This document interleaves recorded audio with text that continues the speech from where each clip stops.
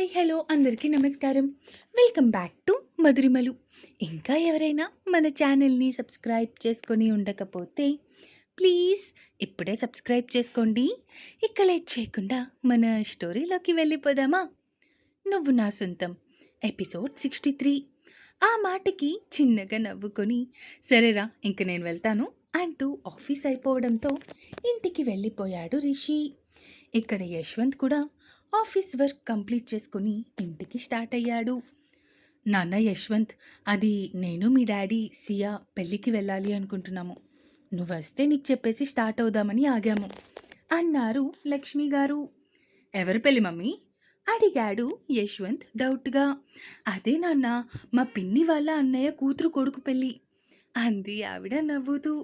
మీ పిన్ని వాళ్ళ అన్నయ్య కూతురు కొడుకు పెళ్ళా? ఇప్పుడు మీరు వెళ్ళకపోతే ఏమన్నా నష్టమా మమ్మీ? అబ్బా, నాకు వదిన అవుతుందిరా. వదిన కొడుకు అంటే నాకు అల్లుడితో సమానం. అలాంటి వాడి పెళ్ళికి వెళ్ళకపోతే బాగోదు కదా.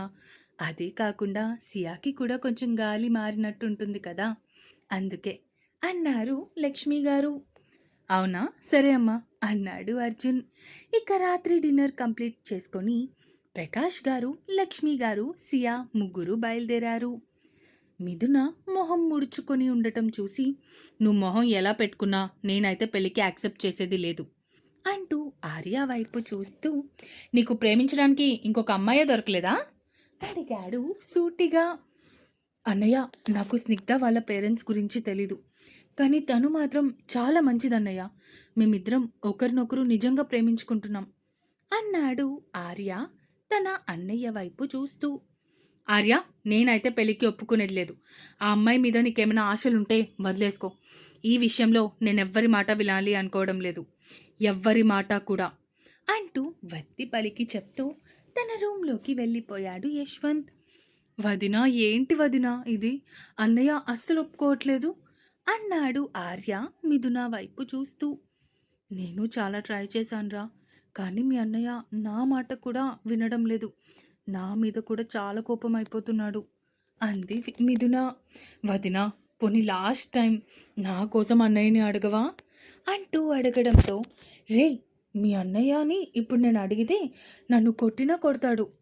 ప్లీజ్ ప్లీజ్ వదినమ్మా ప్లీజ్ అంటూ క్యూట్గా రిక్వెస్ట్ చేస్తూ అడగడంతో, సరేలే అడుగుతాను అంటూ అక్కడి నుంచి తను కూడా గదిలోకి వెళ్ళిపోయింది. భార్య రూమ్లోకి రాగానే తనని వెనక నుంచి హత్తుకుంటూ, ఏంటి మీ మరిదితో ఏదో అడుగుతాను అంటున్నావు అడిగాడు యశ్వంత్ మెడ వంపుల్లో హై కిసెస్ ఇస్తూ. ఏమైంది? అయినా పాపం కదా యష్, వాడు తనని ఎంతలా ప్రేమించి ఉండకపోతే అంతలా రిక్వెస్ట్ చేస్తూ అడుగుతాడు అడిగింది మిథున. మిథున, ఆల్రెడీ నీకు నాకు డిస్కషన్ అయిపోయింది ఈ విషయంలో. మళ్ళీ నువ్వు నన్ను అడిగితే నేనేం చెప్తాను? నేనైతే ఒప్పుకోను అంటూ సీరియస్గా చెప్పి, వెళ్ళి ఫ్రెష్ అయ్యరా అన్నాడు యశ్వంత్ భార్యని వదులుతూ. నేనేం రాను, నాకేం మూడ్ లేదు ఈరోజు అంది మిథున. ఇదిగో, ఆ మ్యాటర్ని తీసుకొచ్చి ఈ మ్యాటర్లో పెట్టి మెస్ చేస్తే అస్సలు బాగోదు చెప్తున్నా అన్నాడు యశ్వంత్. అంటే ఏంటి అడిగింది మిథున భర్త వైపు చూస్తూ. ఇప్పుడు నువ్వు స్నానానికి వెళ్తావా, లేదా నేనే పసిపాపకు చేయించినట్టు చేయించి అక్కడే మిడ్ నైట్ వరకు ఉండిపోదామా అడిగాడు యశ్వంత్ భార్య వైపు చూస్తూ.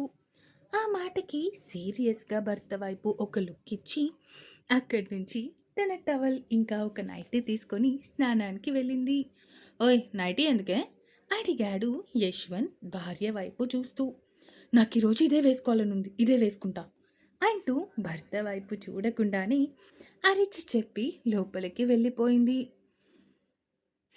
మేడం గారికి కోపం ఎక్కువ అనుకుంటూ నవ్వుకుంటూ బాల్కనీలోకి వెళ్ళాడు.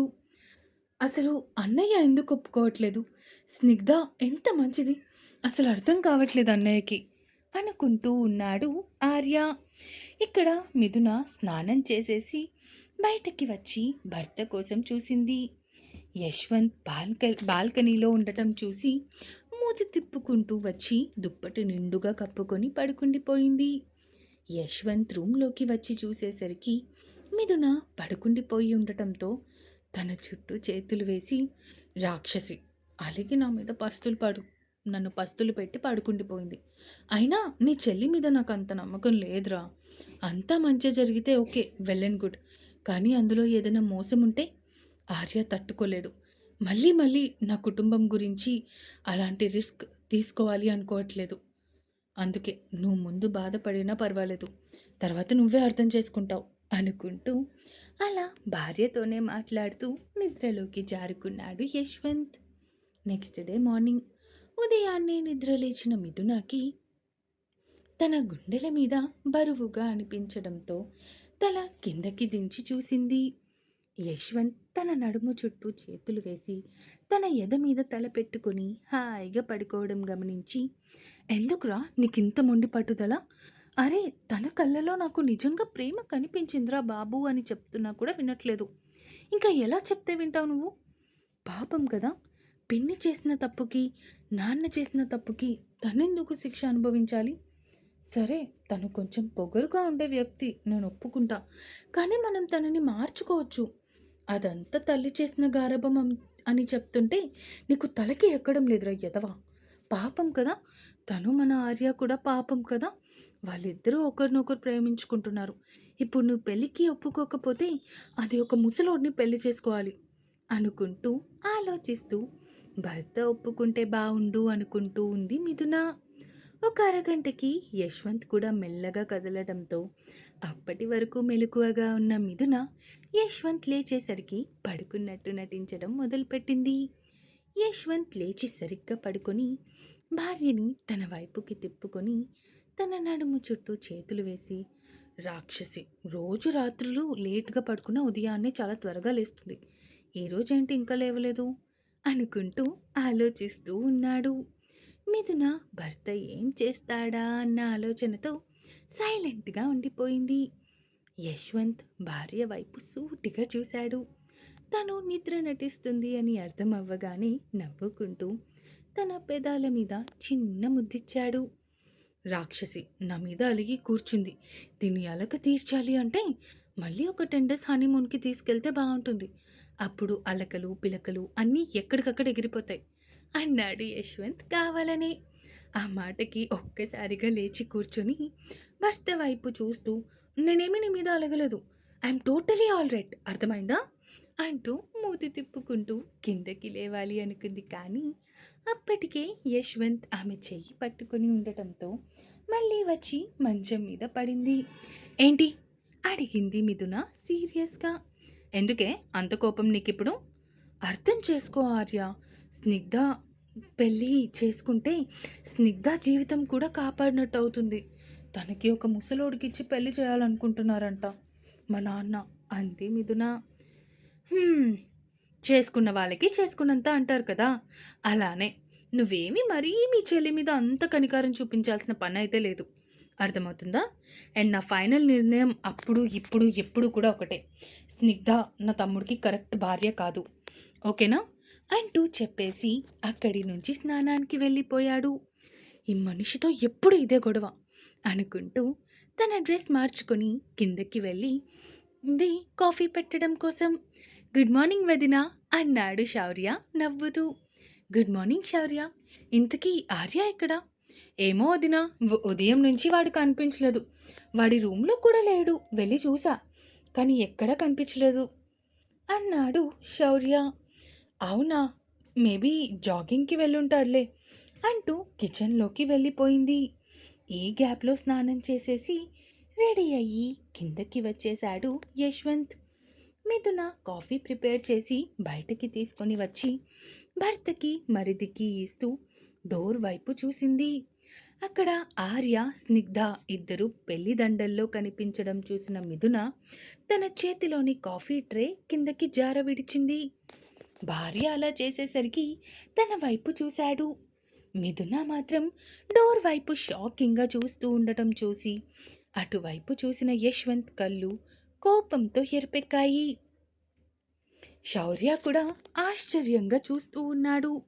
ఆర్య అంటూ డిటిఎస్లో అరిచాడు యశ్వంత్. యశ్వంత్ అరుపుకి ఆర్య చేతి మీద పట్టు బిగించింది స్నిగ్ధ. అసలేం చేస్తున్నావో నీకు అర్థమవుతుందా అడిగాడు యశ్వంత్ కోపంగా.